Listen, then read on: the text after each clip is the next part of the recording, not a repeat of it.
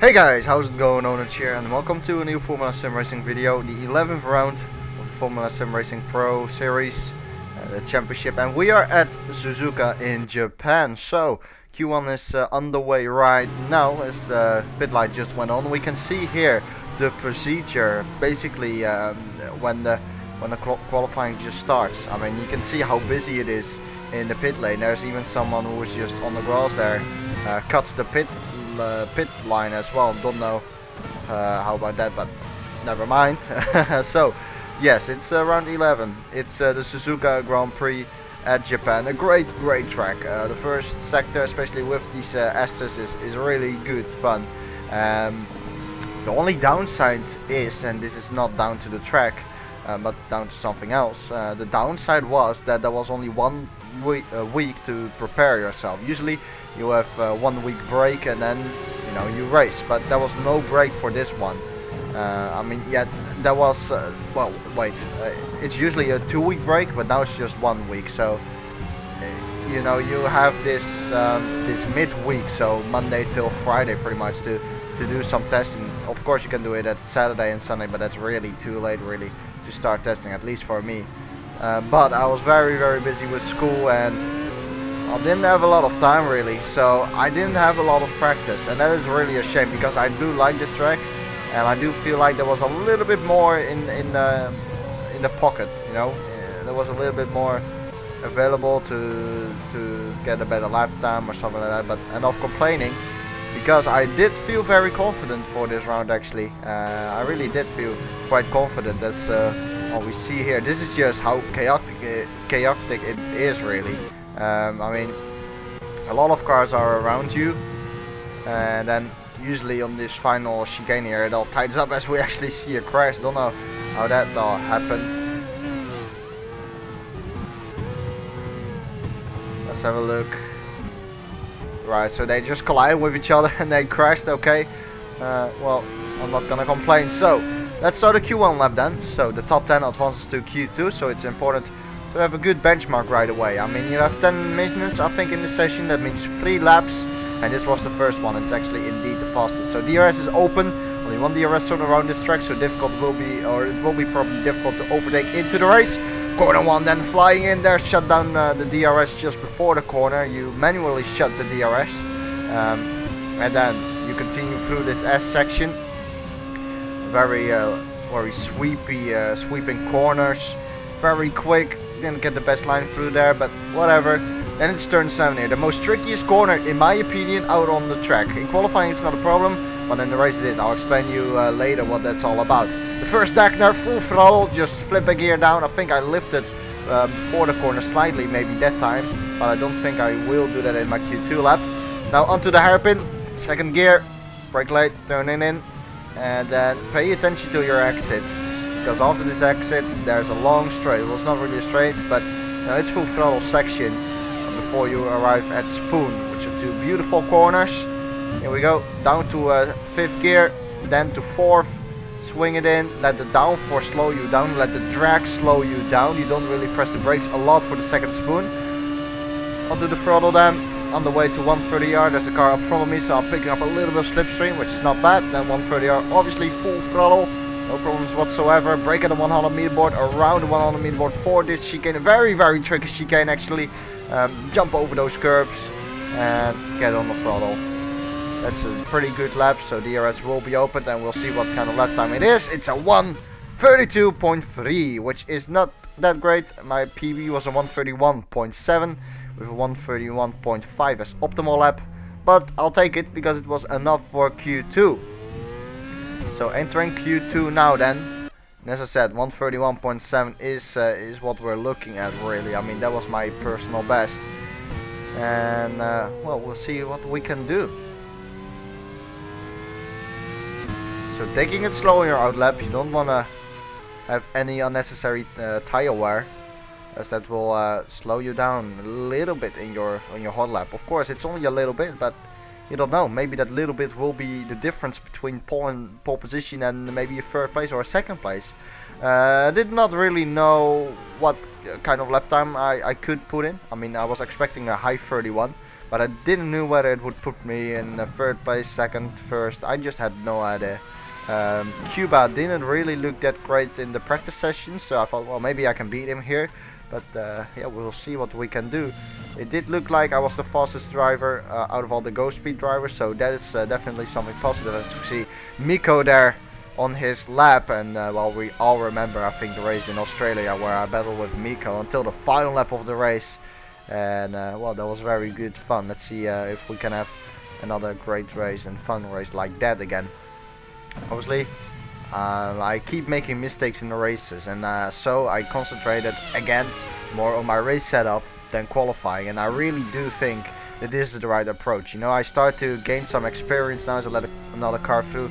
I'm starting to gain some experience now, starting to understand that, you know, the race is just very important, and doing all these qualifying laps is very, very addicting, but the race is more important. So I'm starting to understand that, and we'll see whether we can have a clean race now. But first, the Q2 lap, so here we go. I have the throttle and brake input there as well, as you can see. So the DRS is right now wide open, and there we are. So you can see the throttle and brake input. So here we go into the first corner, shutting the DRS manually, flip it in, and in the middle of the corner you brake down to 4th gear, turn it in nicely, reach the apex pretty nicely. A little bit of oversteer on the exit, not too much though.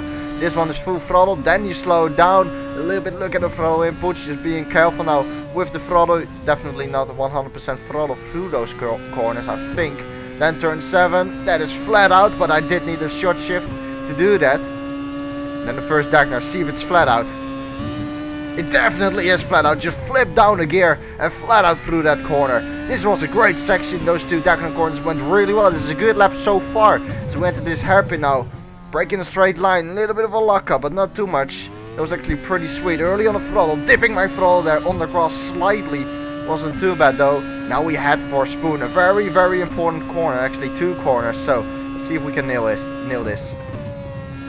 Taking a little speed into there. Could have maybe taken a little bit more speed into there. That was sweet though. Running a little bit wide. Could be worse though. And that was pretty sweet, I must say. Not bad. So once again, full throttle. Down to 130R. Definitely another lift through here. Now we enter the final chicane. Very, very important for your lap time. Let's see if we can get it right. Jump over the curb. And out to the left. That was pretty sweet. Early on the throttle as well. Yes, indeed. Early on the throttle. That was a great chicane, opening up the DRS, and what's the lap time going to be? It's a 1:31.950, puts me in pole position at the moment. And I say at the moment, because there's only one guy left, Kuba Brzezinski. Can he again take pole position or not? And he takes it with a 1:31.750, 2 tenths quicker than me, and Cuba takes pole position yet again. Here we see 2 tenths down on Cuba in the end. Miko is in 3rd with a 32, so me and Cuba, I don't know, it's a Polish name, are the only ones in the 131s. That is very, well, in my opinion, that was very remarkable, because I expect more people in the 31s, but a great lap from Cuba. There was a comment on the latest video saying that Cuba was like Cuba or something like that. I think it's Cuba. But yeah, let's pronounce him Cuba actually, because, you know, I like to pronounce the names right, even though it's from another country. But let's call him Cuba. So brilliant lap from Cuba, starting from pole position then. Nothing really I could have done about that. I mean, I could have driven my PB and it would have been a pole position, but it's weird with these Q2 laps, because you only get one shot. You have only one, you know, one lap to do it as we go down the grid order, and it puts a lot of pressure on you. Thanks to that, you're at like 99% of what you can do and what you can deliver in a lap. So you don't want to crash out, otherwise you start in 10th position. So you're not really pushing 100%, I would say. You are pushing for sure, but not 100%. We see James Sadler in 11th place. Unfortunately for him, couldn't get into the top 10 this time. Timo in 14th. Remember, he started in 3rd before. It's Edward Correa in 16th, and we run further down the grid with Cam Stark in 19th, Lionel 20th, Yorchi in 21st, Gentovic 22nd, Will in 23rd. We see Rendo Tam 24th with Aluri, something like that, in the 25th position.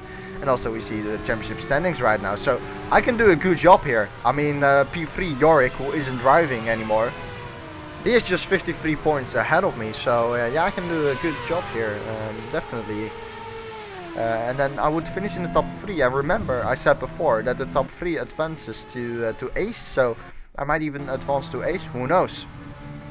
With just 2 more rounds to go, including this one. You don't know.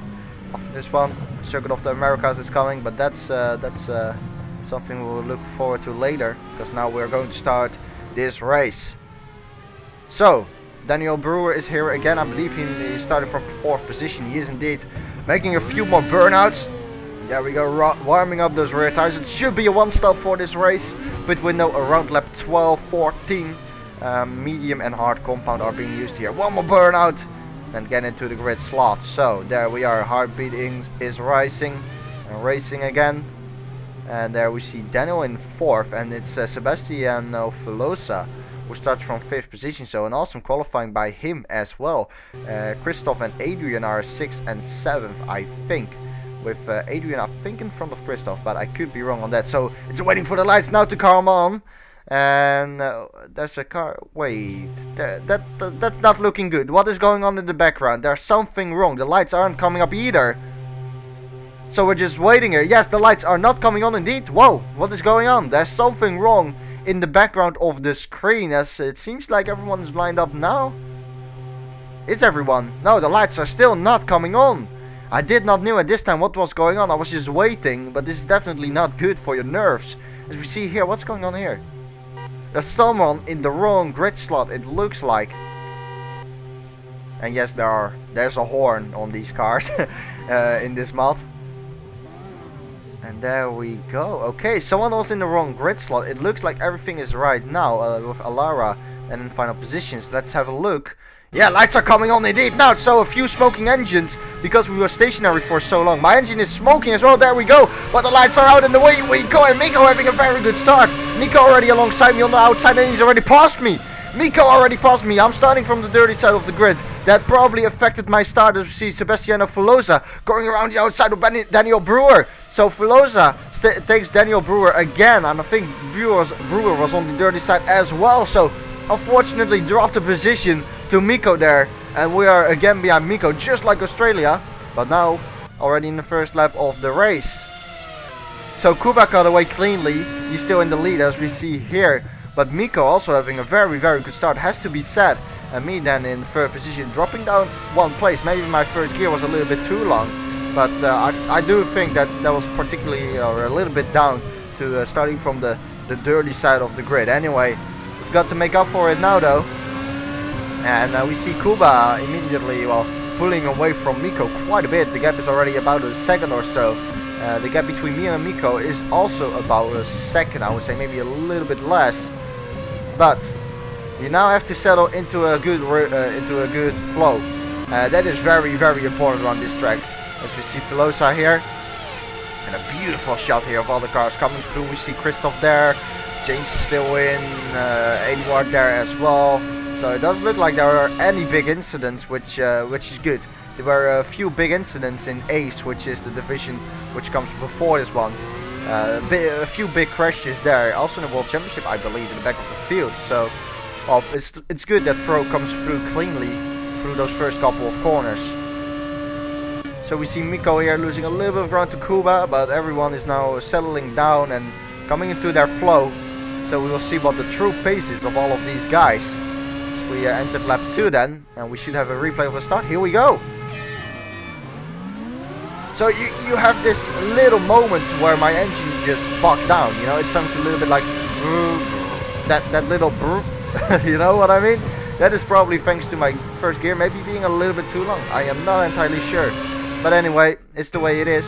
And we see here Cuba's point of view. So a lot of smoking engines thanks to us being stationary for so long. So there goes Cuba. Adrian had a little bit of a look up the inside of Daniel, but back out of it. Velosa having a good start. Fair play to him for sure. So as Cuba comes through these S sections, which look brilliant, we again skip to lap 2, where we have left off. So yeah, as I said, this track is very flowing, and thanks to that, it's crucial that you get into a good flow ASAP as soon as possible. And this is something I've struggled with in the past, especially in the first lap. I just cannot really get used to the heavier fuel load, cannot really get into a nice flow. But after 1 or 2 or 3 laps, something like that, I get into the flow and start to have a better pace, start to concentrate a little bit more, start to get a bit more of a feel. And actually, Miko closed down Kuba, and I closed down Miko closed down Kuba, and I closed down Miko a little bit. So at least it looks like that visually. So Kuba isn't pulling away anymore, really. That is very good at the moment. I do believe that Kuba is running a little bit higher downforce than me. Why do I think this? Well, basically, in qualifying, when you run a higher downforce, you are quicker in the first sector, which Kuba was. I think by about 2/10 in the first sector. Maybe even more, I'm not sure. And well, if you have the higher downforce, you're faster in qualifying. But I noticed that running lower downforce for a race makes the car feel more stable. You're more consistent as well. And as I said, I want to pay more attention to the races with my setups as we enter lap 3 right now. The DRS is indeed enabled, but Miko is too far back to do anything at the moment. So yeah, I'm paying more attention to the race now as I got way too deep into that corner, having DRS, and also the dirty air effect went into that corner a bit too deep. So I have to start all over again now as I close the gap to Miko a little bit. But yeah, running a little bit lower downforce then, which I do like for the race. Gives more consistency. You can see here, turn 7 is always a short shift. Always, for me at least.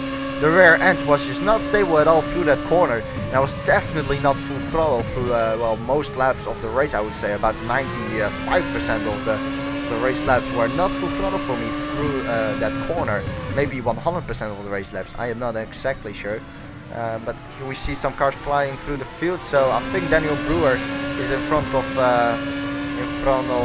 Adrian, and Adrian is in front of Christoph. So there's a little bit of an update on the go speeds. I am currently the car which is in the top 3, the only go speed car which is in the top 3. So yeah, I'm happy with that, but still a long race to go. This time I do not want to make mistakes as we can close the gap to Kuba, I think a little bit.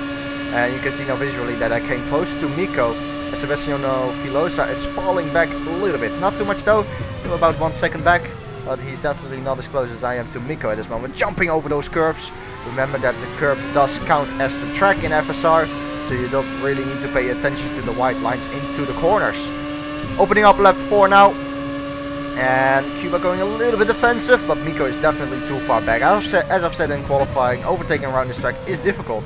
The dirty air around this first sector is pretty tricky as we see Filosa off! Filosa goes off! He throws his 4th place away! Oh, what a shame! Sebastiano Filosa was doing so well up until that point, and he spins himself out of the second corner. Oh, that's a big shame for him, and I probably can give some explanation on that. When you touch the outside curb of turn 1, you're basically done. Same goes for the spoon corner. On the exit of the first spoon corner, there's this curb. If you go over that curb with some degree or some angle, that's it. With some angle, your car gets just spun out, and I think that's what happened with Sebastiano Filosa. Maybe touched the curb. Maybe I'm wrong though. Maybe you just entered the corner with too much speed, as we have a beautiful shot there. And you can visually see that the top 3 is now getting closer. I'm talking about this curve now on the right there. Don't really want to touch that one, otherwise you will spin out. So Kuba at the moment not really able to pull a gap, which is quite remarkable as we have a beautiful shot. I love this shot, really. Just seeing those cars flying through the shot, I really like that. And well, pretty close to these guys, but Kuba still in the lead. So it's pretty much waiting for a mistake before you can really overtake someone. So that's the end of lap 4. And it looks like Miko is again too far back. And I am too far back as well. Remember, Miko has the DRS as well. I do have it as well, but because Miko has it as well, it compromises my effect. And so I cannot overtake. So we skip now to the end of lap 7, beginning of lap 8. And you can see that everyone is getting closer at the moment. Daniel Brewer managed to catch up to us. The top 3, that is what I'm talking about. And so we have a nice battle here. Although it's not really battling. because we cannot see any side-by-side racing. As you see that the DRS is again open, nothing happened in these laps, nothing well spectacular. But Kuba, let's be honest, is just holding us up here. I think he's doing lap times of about 1:37.1. Well, at the moment you should be in the 36s. So yeah, he definitely held us up for the last 8 laps. I mean, it's hard to pass around this track, and that is one of the explanations why there weren't any position changes. It's really just waiting for a mistake for someone up ahead, or do something different strategy-wise, like an undercut, in order to overtake someone. One thing which I noticed during the race is that I take a different line through this chicane. I am braking much more on the inside, taking a tighter line through the hairpin. Did I say chicane? It is a hairpin, of course. My braking zone for that hairpin is quite different from any other driver, really. There's this little right-hander before the hairpin, and once I go through that right-hander, I just put my wheel basically straight as I can. Someone is off. That's a back marker though. And then brake, but most guys just keep it to the right and then brake. But we'll see it maybe later on during this race again. Not sure on that. But Kuba, what is Kuba doing? Look at this. Kuba in 1 lap time. Look at the gap he just made up. The gap to Miko has definitely increased, as I am now pretty close to Miko. We'll see whether Miko has DRS. If not, I might have an overtaking opportunity. No, Miko does not have DRS, so Kuba now suddenly flying, as I did the 36.5 and Kuba was a second quicker. So Kuba must be in the 35s again, which is very impressive. So what has Kuba done? Did he just save his tires over the course of the last 8 laps? If he did, he is very intelligent, because he's now going to use those tires in order to pull away a gap before we reach the pit window. That is very clever stuff from Kuba. He knew that overtaking was very hard. He just saved his tires, and I can indeed confirm that, because I was shocked by the tire wear. One stop for me personally was quite marginal, but at this moment I was looking awesome for a 1 stop. I mean, my tire wear was very low, and that all thanks to Kuba, even though I was in the dirty air. Let's see by the way for this hairpin. Yeah, you see that? This is what I'm talking about. I am much more down the inside for the braking zone there, as Miko likes to or prefers to swing it in a little bit more. But Kuba right now doing an awesome job pulling away a gap, and well, I'm stuck here behind Miko. Can't really do anything about it. And Daniel Brewer, it seems like, has fallen back a little bit. I cannot see him in the mirrors. Oh, going over that curb. You saw it there as soon as I hit the curb, how careful I was with my steering inputs, you know. You could see it there, and look at the gap I just lost thanks to that, as we have this beautiful shot again. And is that Adrian still behind Daniel? I couldn't see, I believe so, but I might be wrong. So yeah, I touched the curb and kept my wheel basically as straight as I could, otherwise you would just spin out. So we enter lap 10 right now. We don't see any pit activity at the moment, I believe. And no, so I'm skipping forward now. Lap 11, still behind Miko. But the difference now is the gap that Kuba has. Kuba has managed to put away more and more over the course of last lap pretty much. And look at the gap he has right now. And behind us, I don't really see Daniel anymore. Let's have a look. Oh no, I switched to another camera. Apologies about that. I think Daniel pitted. Yes, indeed, Daniel pitted. So a very early pit stop from Daniel. He must have pitted in lap 10. So that means he's going to do 22 laps on the hard tire. Which is quite impressive, to be honest. As I once again touch the curb, you can see there how much it compromises me. Tires are starting to wear now, especially the front left. The tire wear is pretty equal on the front tires, but yeah, front left just a little bit more in terms of tire wear. The circuit demands a little bit more from the front left tire, thanks to it being a clockwise circuit as well. As we will enter lap 12 right now, the ending of lap 11, and Miko pits. Okay, Miko is going to pit. That is pretty early again, lap 11. So Miko pits as we enter lap 12. That releases me now from Miko, and I have a little bit of clean air. So now it's time to push. Miko will have the undercut, which probably means he's going to end up in front of me as I cut on the marbles there, a little bit wide. Oh, a bit of oversteer as well, trying to push with 20 more laps to go. But I'm making a slight mistake there, costing me time for sure. So what I'm gonna do now is respond to Miko's pit stop this lap. So I'm gonna pit in lap 12, which is again pretty early. I felt like my laps were, or my tires were able to do about 2 or 3 more laps. But yeah, I just have to respond to Miko, otherwise he will make up too much of a gap. I can only pray right now that Miko is in traffic. Thanks to that I will come out in front, but the chances are slim because well, the undercut is pretty big around this track. The hard tire obviously provides less grip, but in this first lap of the hard tire, it's very good actually. So there we see Daniel Brewer, and someone spun! That is Van Luckerenberg, and he was a back marker, I believe. If he wasn't, it's very unfortunate for him. I do believe it's a back marker though. See Cuba there flying through the screen. That is me. And meanwhile, Cuba and well, basically the top 3 has managed to pull away quite a big gap. Quite much. Pull away quite much to Adrian, who was in fourth right now. Was in fifth before. No wait, Adrian is in third obviously, with Miko pitting as well. But let's see where Daniel Brewer ends up with a little bit of a lockup entering the chicane. And so I will pit, and Kuba does not pit. So Kuba stays out. Now I'm going to pit in a response to Miko. So if I can just nail my laps right now while Kuba stays out, I might have a chance of coming out in front of him. I was very surprised to see Kuba not pitting, but we'll see whether you know, it will play out very well for us. So hard tire now. Adrian is in the pits as well. So well, will this release us? Here comes Miko, and Miko is way ahead of us at the moment. So we rejoin the track, and that is Brewer, is it?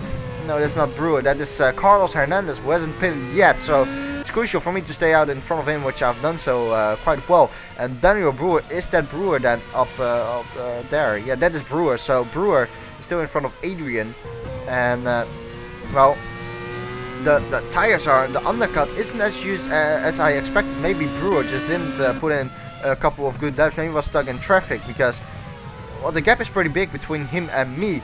But meanwhile, the gap between me and Miko is kind of big. It has definitely grown. So now it is time to push. As you saw there, going quite wide over those curbs. Definitely pushing at this moment as Miko has overtaken that guy. That is, who is it? Is it Timu? I am not entirely sure on that. I apologize for that. But they're definitely pushing now. Also in an attempt to stay ahead of Kuba. Or to stay ahead of Kuba. To get ahead of Kuba, I should say, of course. I'm very surprised once again to see Kuba not pitting, but yeah, that is indeed Timu up ahead. This is all for position by the way. So Miko pulling a gap at the moment. I cannot let this happen.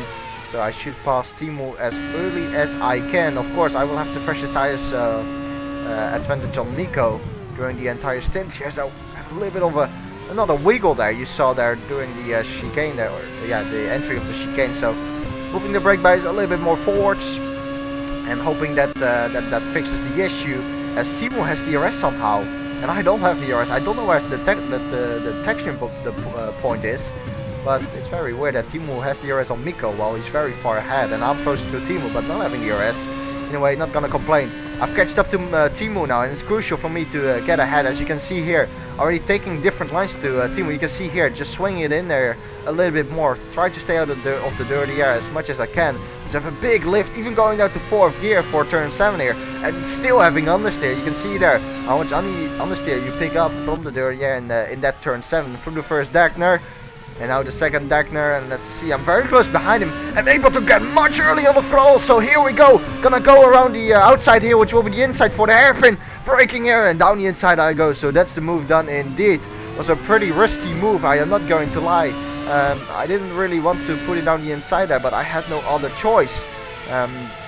So just putting it down the inside there was pretty close between him and me. I think I almost hit his wheel as there's someone off. There's someone off. That is Miko. Miko is off at the moment. Miko spins himself around, probably touched the curb there. And is he going to rejoin in front of Daniel Brewer? I'm not sure. Daniel Brewer will have the speed advantage here down this straight. Let's see. As Miko tries to defend Brewer on his back, on the back here as they approach the chicane.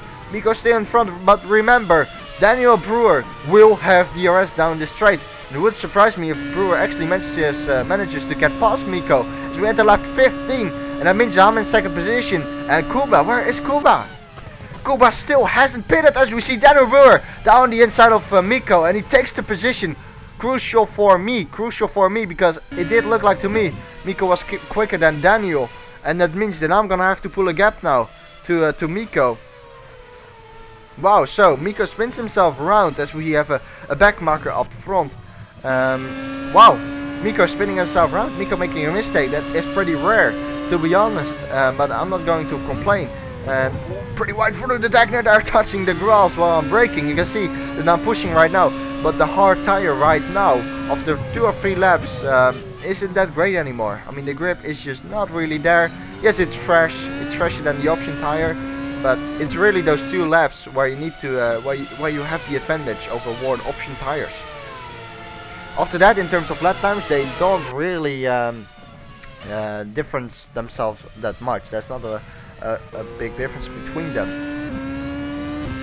So I would say that Kuba is going to pit right now. He has been driving for another 3 laps, and you would say that I might end up in front of him. I am not sure. It depends all on Kuba's laps. Remember, I have been struck in traffic a little bit, but still.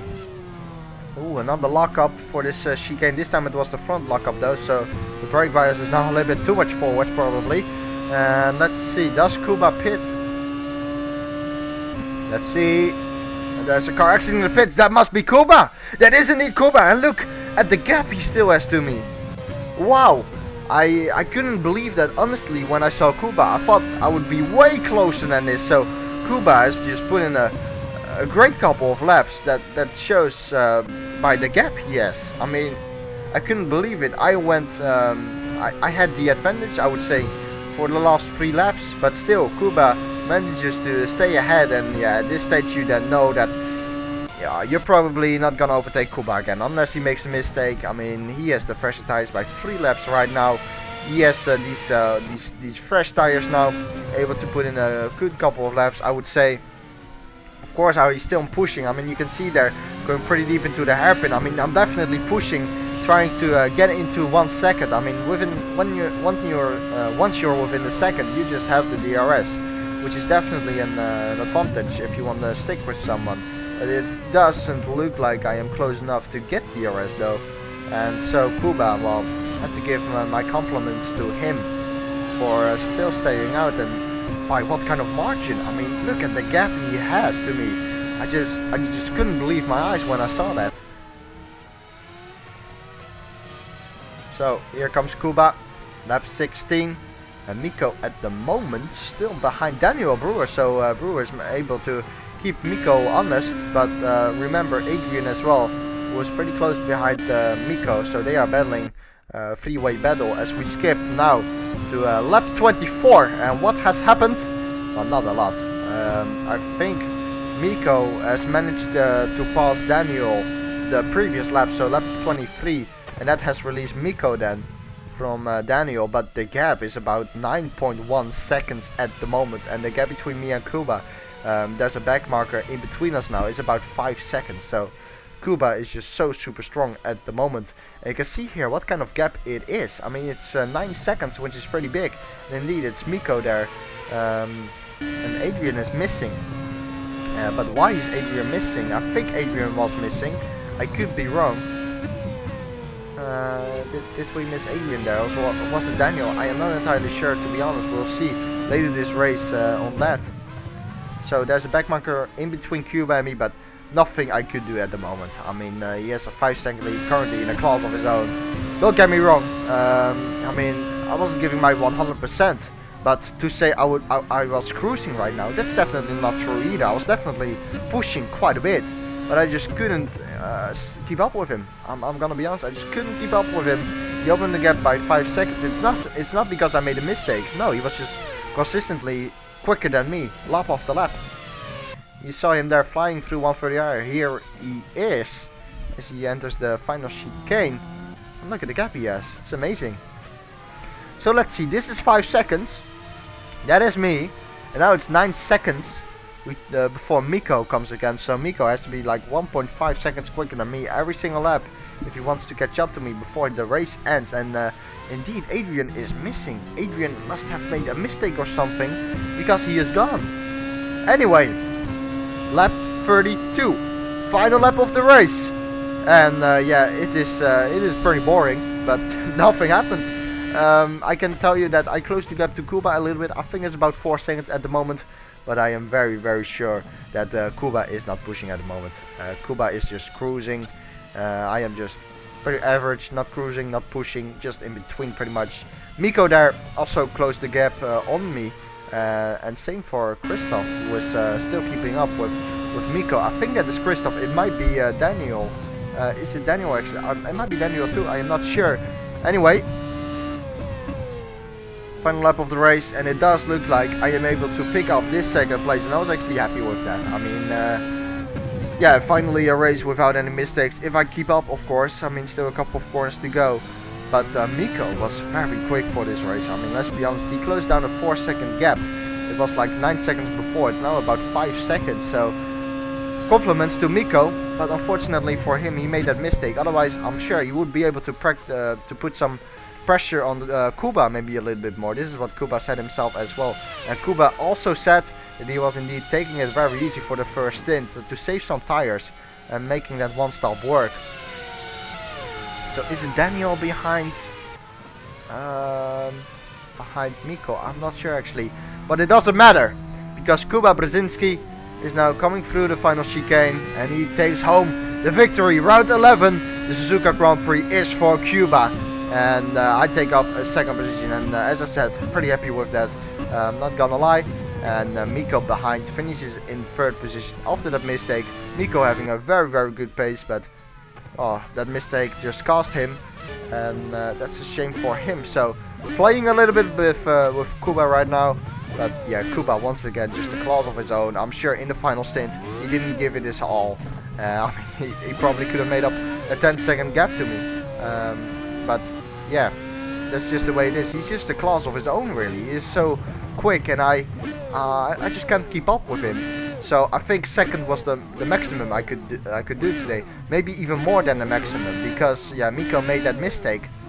I mean, if Miko didn't make that mistake, I probably would have finished in third position, because overtaking is so hard around this track. So yeah, this was definitely the maximum, and I am always happy with the maximum.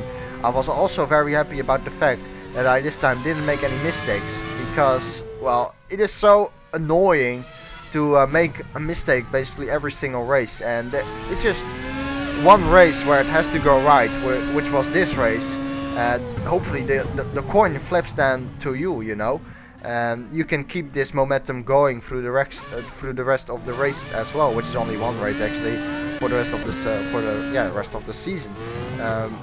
So yeah, I'm happy with that. It was quite a boring race, but no, I'm just happy with the second place. It was a stable, solid drive without any big mistakes this time. And as I said, the coin flips then your way, and hopefully you can keep that momentum going for one more round of the 2014 Formula SimRacing Pro Series. And that final round will be at COTA, Circuit of the Americas, as we see the results here. The final results on screen. Circuit of the Americas, which should be a nice race as well. And in the end, finishing 2.6 seconds behind Kuba Brzezinski, who takes home another victory. Very dominant. In the end, 2.6 seconds behind him. And yeah, he just looks very dominant. He makes it look so easy. So you see the championship standings here. In 5th position with 204 points. That is quite remarkable, you know. I mean, if I just score 13 more points in this final round, I will probably be in 3rd position. If I also manage to stay ahead of Alessio Campos. And that is going to mean that I am gonna have to advance to ace.